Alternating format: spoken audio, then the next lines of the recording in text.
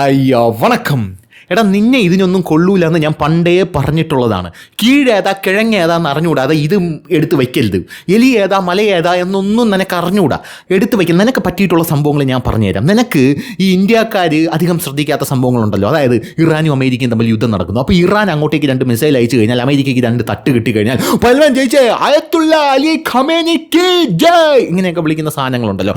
അതുമല്ലെങ്കിൽ സൗദി രാജകുമാരൻ എവിടെയെങ്കിലും വീട് വയ്ക്കുകയാണെങ്കിൽ വീടിങ്ങനെ വച്ച് മുകളിലോട്ട് പോകുമ്പോൾ 15ാമത്തെ നിലയിൽ 2 പ്രാവുകളിൽ നിന്ന് കൊക്കുരുമെന്നത് കണ്ടു.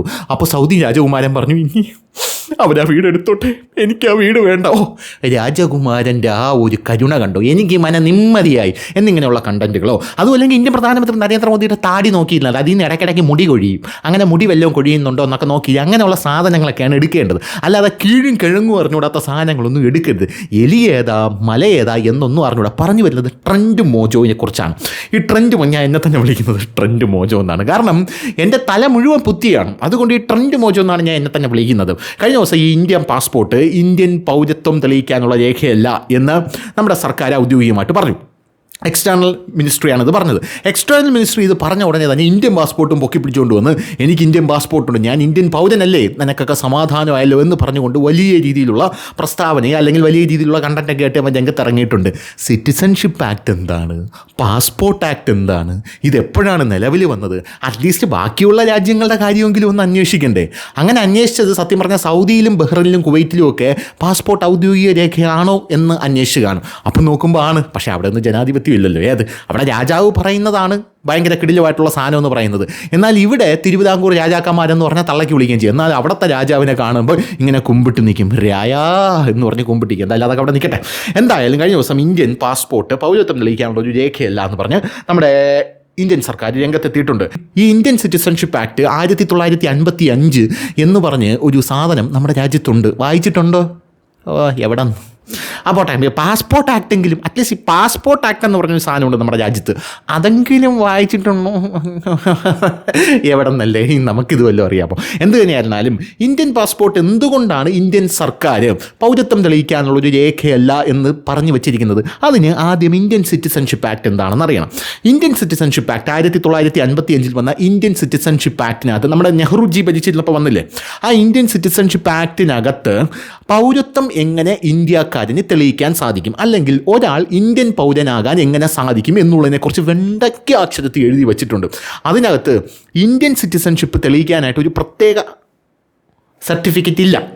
നമ്മുടെ കിട്ടുണി പറയുന്നത് പോലെ കിട്ടുണി ഈസ് എലിഫൻറ്റ് BA എന്ന് പറഞ്ഞൊരു സർട്ടിഫിക്കറ്റ് ആരും ഇന്ത്യയിൽ തരില്ല. അത് ഇന്ത്യയുടെ ഒരു ന്യൂനതയാണ്. ഇപ്പോൾ SIR ഒക്കെ നടക്കുന്നുണ്ടല്ലോ, അത് കഴിഞ്ഞിട്ട് ഒരു നാഷണൽ സർട്ടിഫിക്കറ്റ് എല്ലാ ആൾക്കാർക്കും കൊടുത്താലായി. അപ്പോൾ അങ്ങനെയുള്ളൊരു സാഹചര്യത്തിൽ ഒരു ചെയിൻ ഓഫ് സർട്ടിഫിക്കറ്റ് നോക്കി മാത്രമേ ഒരാൾ ഇന്ത്യക്കാരനാണോ അല്ലയോ എന്ന് തെളിയിക്കാനായിട്ട് സാധിക്കുകയുള്ളൂ എന്നാണ് യഥാർത്ഥത്തിൽ ഈ സിറ്റിസൺഷിപ്പ് ആക്ടിനകത്ത് കൃത്യവും വ്യക്തവുമായിട്ട് പറയുന്നത്.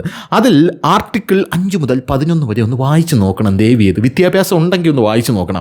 ആർട്ടിക്കിൾ 5 മുതൽ 11 defines who is a citizen but now where say any specific document passport Aadhaar etcetera is final proof of citizenship. Article 5 പറയുന്നത് citizenship of commencement of constitution based on domicile plus birth parentage residence. Article 11 ഉണ്ട്, അത് വായിച്ചു നോക്കണം. Parliament may regulate citizenship by law. ഇതാണ് അതിൽ പറയുന്ന കാര്യം എന്ന് പറയുന്നത്.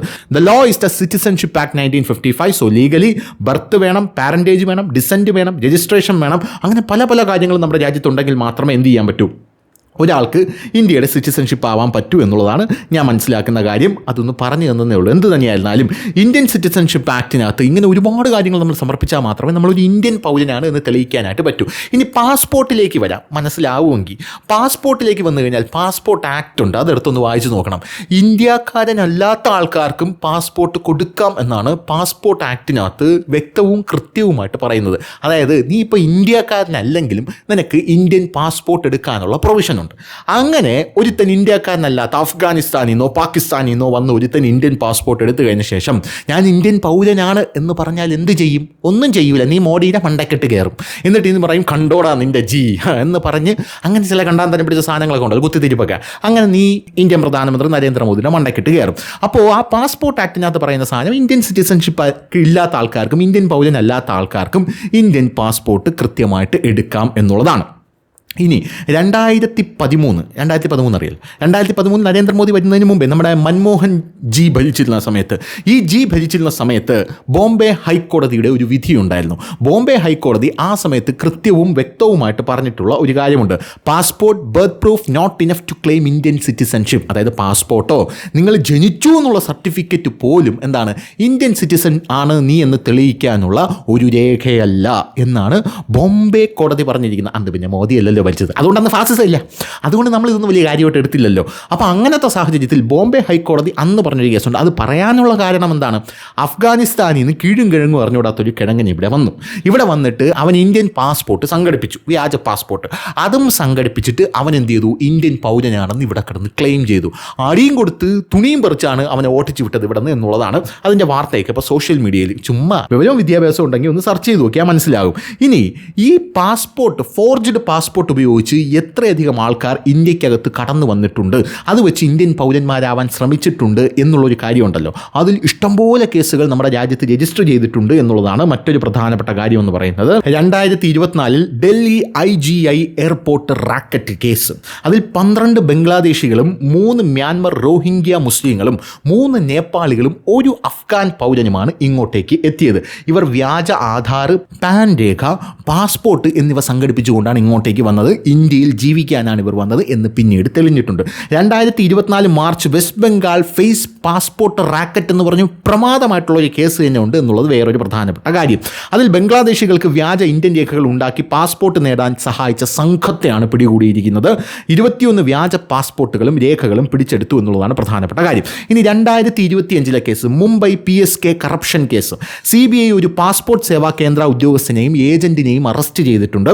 7 അജ്ഞാത അപേക്ഷകർ വ്യാജ Aadhaar, pan, bank statement, birth certificate ഉപയോഗിച്ച് പാസ്പോർട്ട് ഇവർ എടുത്തതായിട്ട് കണ്ടെത്തിയിട്ടുണ്ട്. അതിനാണ് അവരെ അറസ്റ്റ് ചെയ്തിരിക്കുന്നത്. ഇനി 2025 ചെന്നൈയിൽ ഒരു കേസ് ഉണ്ടായിട്ടുണ്ട്. ഈ ചെന്നൈയിൽ ഷിമുൽ ദാസ് എന്ന ബംഗ്ലാദേശി പൗരൻ ഇന്ത്യൻ പേരിൽ വ്യാജരേഖകൾ ഉപയോഗിച്ച് ഇന്ത്യൻ പാസ്പോർട്ട് നേടാനായിട്ട് ശ്രമിച്ചു എന്നുള്ളതാണ് പ്രധാനപ്പെട്ട കാര്യം. ഇവൻ പറയുന്ന അനുസരിച്ച് ഇന്ത്യൻ പാസ്പോർട്ട് ഈ പൗരത്വ രേഖയാക്കിയില്ലെങ്കിൽ ഈ പാസ്പോർട്ട് നേടുന്നവന്മാരെല്ലാം ഇന്ത്യൻ പൗരനായി മാറിയേനെ എന്നുള്ളതാണ്. ഭാവിയിൽ ഇന്ത്യൻ പ്രധാനമന്ത്രി ഇത് കണ്ടുപിടിക്കുക. അപ്പോൾ ഇവൻ്റെ അടുത്ത ഡയലോഗ് ഞാൻ ഇപ്പോൾ പറഞ്ഞുതരാം. അതായത് അതൊക്കെ തെളിയിക്കാനല്ലേ ഇന്ത്യൻ ജുഡീഷ്യറി സിസ്റ്റം, നിയമം. എങ്ങനെ തെളിയിക്കും? അതിൻ്റെ തലപ്പത്തിരിക്കുന്നത് നിങ്ങളുടെ അല്ലേ എന്നായിരിക്കും ഇവൻ പറയുന്നത്. സപ്പോസ് ഈ ഷിമുൽ ദാസ് എന്ന് പറയുന്ന വ്യക്തി ബംഗ്ലാദേശി പൗരൻ, ഇവൻ ഇന്ത്യൻ പാസ്പോർട്ട് എടുത്തു. ഇന്ത്യൻ പാസ്പോർട്ട് എടുത്ത ശേഷം ഇവൻ പറയുകയാണ് ഞാൻ ഇന്ത്യൻ പൗരനാണ് എന്ന് പറയുകയാണ്. ഇന്ത്യൻ പാസ്പോർട്ട് പൗരത്വ രേഖയാക്കണമെന്നാണല്ലോ നീ പറയുന്നത്. അങ്ങനെ അവൻ പറയുന്നു. നരേന്ദ്രമോദി ഇത് കണ്ടുപിടിക്കുന്നു, ഷിമുൽ ദാസിനെ കണ്ടുപിടിക്കുമ്പോൾ അവൻ പറയാൻ പോകുന്നത് എന്താണ്? മുസ്ലിം ആയതുകൊണ്ടൊരു പാവം മനുഷ്യനെ പൗരത്വമുണ്ട്, അവന് പാസ്പോർട്ടുണ്ട്, എന്നിട്ട് അവനെ എങ്ങനെ പിടിച്ച് പീഡിപ്പിക്കുന്നത് കണ്ട മോദി. മുസ്ലിങ്ങളുടെ രക്തം ഊറ്റി കൊടുക്കുന്ന ഡ്രാക്കുളയാണ് ഇവൻ എന്ന് ഇന്ത്യൻ പ്രധാനമന്ത്രി നരേന്ദ്രമോദിയെക്കുറിച്ച് ഇവൻ പറയും. അതാണ് ഇവൻ്റെ പ്രധാനപ്പെട്ട ഹോബി എന്ന് പറയുന്ന ഒരു കാര്യം എന്ന് പറയുന്നത്. അങ്ങനെ ഇഷ്ടംപോലെ കേസുകൾ ഇവിടെ ഉണ്ടായിട്ടുണ്ട് എന്നുള്ളതാണ് പ്രധാനപ്പെട്ട കാര്യം. ഇന്ത്യൻ സർക്കാർ തന്നെ പാർലമെൻറ്റിൽ പറഞ്ഞിട്ടുള്ളൊരു കാര്യമുണ്ട്. Illegal Bangladeshi migrants Indian passport വഞ്ചനാപരമായിട്ട് നേടിയ കേസുകളുണ്ട്. അങ്ങനെ കേസുകൾ ഉള്ളത് കൊണ്ട് എന്താണ് ഇന്ത്യൻ സർക്കാർ ഇന്ത്യൻ പാസ്പോർട്ട് പൗരത്വ രേഖയായി അംഗീകരിക്കില്ല എന്നുള്ളതാണ്. ആ ഇന്ത്യയിൽ പൗരത്വ രേഖയായിട്ട് അംഗീകരിക്കണമെങ്കിൽ, പൗരത്വം തെളിയിക്കണമെങ്കിൽ ഒരു ചെയിൻ ഓഫ് രേഖകളുടെ ആവശ്യമുണ്ട്. ഞാൻ പറഞ്ഞില്ലേ, ഇനിയിപ്പോൾ SIRും കാര്യങ്ങളൊക്കെ വന്ന് കഴിഞ്ഞ സ്ഥിതിക്ക് ചിലപ്പോൾ എല്ലാവർക്കും ഓരോ നാഷണൽ കാർഡ് അല്ലെങ്കിൽ നിങ്ങൾ ഇന്ത്യൻ പൗരനാണെന്ന് തെളിയിക്കുന്ന ഒരു സർട്ടിഫിക്കറ്റ്, അതൊരു ഒറ്റ സർട്ടിഫിക്കറ്റ് തരാനുള്ള സാധ്യത നിലവിലുണ്ട്. പക്ഷേ 140 കോടി ജനങ്ങളുണ്ട്. വളരെ ഹെക്റ്റിക് ആയിട്ടുള്ളൊരു ജോബാണിത്. അതിനകത്ത് ഫോർജറി കാണിക്കാതിരിക്കുക എന്നുള്ള പ്രത്യേകം ശ്രദ്ധയോടുകൂടെ വേണം ഇത് അച്ചടിക്കാൻ എന്നുള്ളതാണ് മറ്റൊരു പ്രധാനപ്പെട്ട കാര്യം എന്ന് പറയുന്നത്. അപ്പോൾ ഇന്ത്യൻ പാസ്പോർട്ട് ആക്റ്റും ഇന്ത്യൻ സിറ്റിസൺഷിപ്പ് ആക്റ്റും എൻ്റെ മക്കൾ സമയം കിട്ടുമ്പോൾ ഒന്ന് വായിച്ച് നോക്കണം എന്നുള്ളതാണ്. അല്ലാതെ സൗദിയുടെയും ഒമാൻ്റെയും കുവൈറ്റിൻ്റെയും ഒന്നും എടുത്ത് വെച്ച് വായിക്കരുത്. അവിടെയൊക്കെ വ്യത്യസ്തമായിട്ടുള്ള നിയമമാണ്, രാജാവാണല്ലോ ഭരിക്കുന്നത്. അങ്ങനെയാണ് ആ നിയമം എന്ന് പറയുന്നത്. അതുകൊണ്ട് പാസ്പോർട്ട് ആക്ട് പാസ്പോർട്ട് നൽകുന്ന നിയമവും സിറ്റിസൺഷിപ്പ് ആക്ട് പൗരത്വം നൽകുന്ന നിയമമാണ് എന്ന് ആദ്യം മനസ്സിലാക്കുക. അത് മനസ്സിലാക്കി മുന്നോട്ട് പോവുക. മറ്റ് പല രാജ്യങ്ങളിലും സമാനമായിട്ടുള്ള നിയമസങ്കല്പം തന്നെയാണ് മുന്നിലേക്ക് നിൽക്കുന്നത് എന്ന് ഞാൻ താങ്കളോട് പറയാനായിട്ട് വിനീത വിധേയനായിട്ട് ആഗ്രഹിക്കുകയാണ്. അതുകൊണ്ട് ഞാനിപ്പോൾ വീണ്ടും പറയുന്നു, എടുത്താൽ പൊങ്ങാത്ത കാര്യമൊന്നും ചെയ്യണ്ട. ഇറാനോ ഇസ്രായേലോ വല്ല അങ്ങോട്ടും ഇങ്ങോട്ടൊക്കെ വല്ല മെസ്സേജ് ഇടുന്നുണ്ടോന്നോ, അല്ലെങ്കിൽ ഏതെങ്കിലും ഫുട്ബോൾ പ്ലെയർ ഇസ്ലാം സ്വീകരിക്കുന്നുണ്ടോന്നോ, അല്ലെങ്കിൽ എവിടെയെങ്കിലും ഇസ്ലാമിൻ്റെ വളർച്ച ഗണ്യമായി കൂടിയോ എന്നുള്ളതോ, അല്ലെങ്കിൽ എവിടെയെങ്കിലും ഇസ്ലാം മതത്തിലെ ഏതെങ്കിലും ഒരാൾ മറ്റൊരു മതസ്ഥന് വെള്ളം കൊടുത്തതോ, അല്ലെങ്കിൽ കിളിയെ സഹായിച്ചതോ, അല്ലെങ്കിൽ നടന്നു പോകാൻ കഴിയാത്ത ഒരാളെ തോളിലേറ്റി മാനവികതയുടെ ആ ഒരു മഹോന്നതമായിട്ടുള്ള മാതൃക സൃഷ്ടിച്ചതോ ഒക്കെ അങ്ങ് എടുത്താൽ പോരെ. അല്ലാതെ വെറുതെ എന്തിനാണ് എടുത്താൽ പൊങ്ങാത്തേക്ക് വാങ്ങിച്ചിങ്ങനെ ഊക്ക് മേടിച്ച് പിടിക്കുന്നത്? സത്യം പറയട്ടെ, സ്നേഹമുള്ളതുകൊണ്ട് പറയുകയാണ്, അല്ലാതെ വേറൊന്നും വിചാരിക്കില്ലേ. മാമനോടൊന്നും തോന്നല്ലേ മക്കളെ. അപ്പം ശരി.